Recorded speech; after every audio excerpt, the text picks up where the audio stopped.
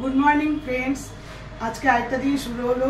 तोमरा निश्चयই ভালো আছো, আমিও ভালো আছি। আরেকটা ব্লগ নিয়ে আমি এসে গেলাম। আজকে বানাবো টমেটো রাইস। দেখতে থাকো, মনে হয় ভালোই হবে। এই যে তার জন্য টমেটো কুচি করে কেটে নিয়েছি, এই যে রসুন একদম কুচি কুচি করে কেটে নিয়েছি, আর পেঁয়াজ কুচি করে কাটা, আর ব্রোকলি।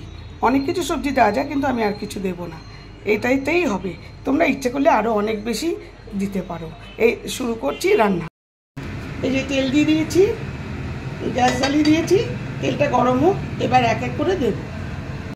এই যে পেঁয়াজ দিয়ে দিচ্ছি, তেল গরম হয়ে গেছে, পেঁয়াজটা দিয়ে দিলাম।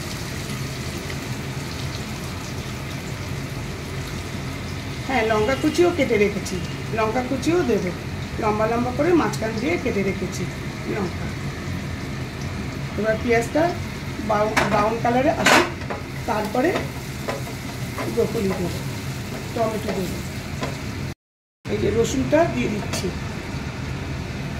রসুনটা আমি পরেই দিলাম ইচ্ছে করে, নাহলে অনেক কুচি করেছি তো, নাহলে পুড়ে যাবে রসুনটা, রসুনের গন্ধটাও তখন নষ্ট হয়ে যাবে পুড়ে গেলে।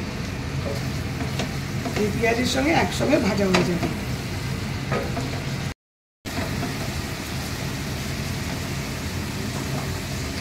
এই আদা বাটাটাও দিয়ে দিলাম, 1 চামচ ভর্তি আদা বাটা দিয়ে দিলাম।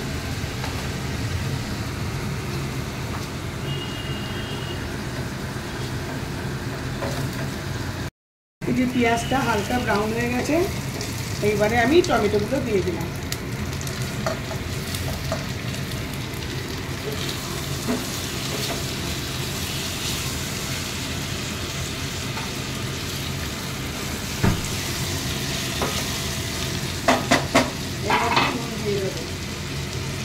পরিমাণ মতো নুন দিয়ে দেবো এবার। টমেটোটাও নরম হয়ে যাবে, নুন দিলে টমেটো নরম হয়ে যাবে।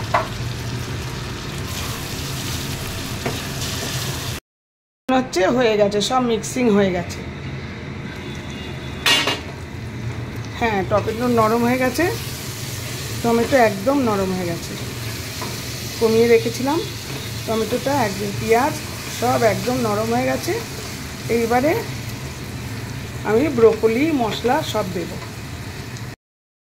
এই যে ব্রোকলি আর লঙ্কা কুচি দিয়ে দিলাম, ব্রোকলি আর লঙ্কা কুচি দিয়ে এবার মশলাগুলো দেব। নুন তো দিয়েই দিয়েছি আগে, একটু লঙ্কার গুঁড়ো দিলাম, একটু হলুদ গুঁড়ো দিলাম,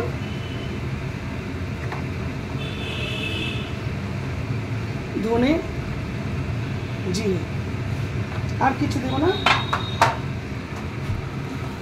এই দিয়ে এবার কষাবো।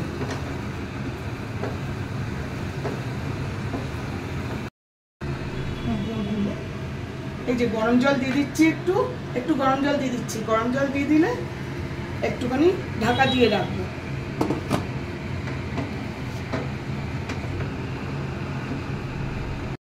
এই ঢাকা দিয়েছিলাম, এবার ঢাকাটা খুলে একটুখানি চিনি দিয়ে দিচ্ছি। টমেটো অত দিয়েছি তো, তার একটা চিনি না দিলে তার ভালো লাগবে না খেতে। আবার ঢাকা দিয়ে দিলাম।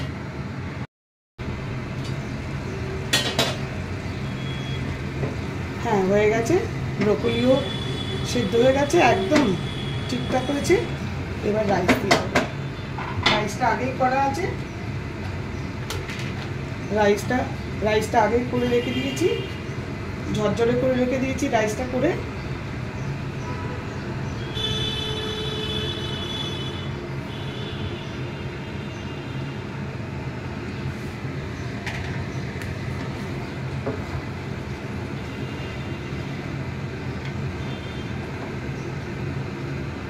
এবার মিক্সিং করছি, তোমরাও করবে বাড়িতে সবাই, খুব ভালো লাগবে খেতে। একটুখানি কাজু বাদাম মিশিয়ে দিই, একটু কাজু বাদাম দিয়ে দিলাম,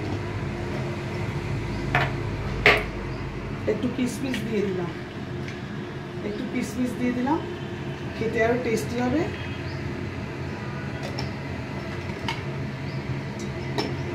ব্যাস, এবার নাড়াচাড়া করবো,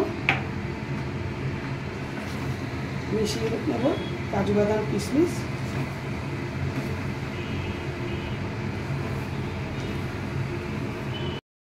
এই যে আমার টমেটো রাইস একদম ডান। এটা 1 পট রাইসও বলতে পারো, tomato rice 1 pot tomato rice. কেন কি এই একটা পটেই তৈরি হয়ে গেল, একটা পটেই রান্না, একটা পটেই থেকেই সার্ভ করবো, সেই 1 pot tomato rice. Thank you for watching. সুস্থ থাকবেন, ভালো থাকবেন, আনন্দে থাকবেন। নেক্সট আসবো আরেকটা ব্লগ নিয়ে।